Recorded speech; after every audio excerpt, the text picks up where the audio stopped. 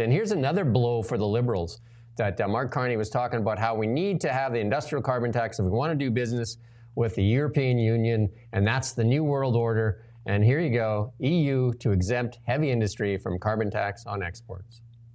Whoops. The Europeans have just completely lost their minds on this.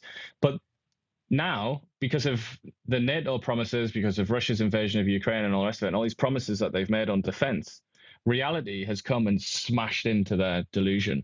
And now they're seeing their inability to compete with the world in any way, really, other than in, carbon taxes. Obviously, they're the best in the world at that. But they can't compete on manufacturing. And the Germans are being choked to death because there's so many German heavy industries. It's a lot of sort of heavy machinery and a lot of hard work. And that's a central part of the German economy. And the German economy is the European economy. So all of these things are sort of swirling around, and the Europeans have looked at it. And I think even the sort of deluded maniacs in the European Union are starting to say, okay, maybe we can't actually be this stupid and deluded anymore.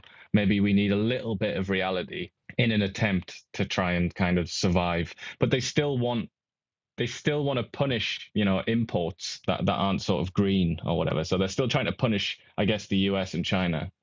And that would be what Carney would say. He'd say, if we want to do business with the EU, we've got to be sort of carbon free in our heavy industries. Yeah, it's really hard for us to compete, and we see that with the BC Ferries deal and David Eby's, saying that it was cheaper there. And well, of course, they don't have an industrial carbon tax. They can have all kinds of human rights violations with their labor, pay cheap labor, and then use inferior steel, and then to say that Canadian shipbuilders can't compete. What is it that you want then?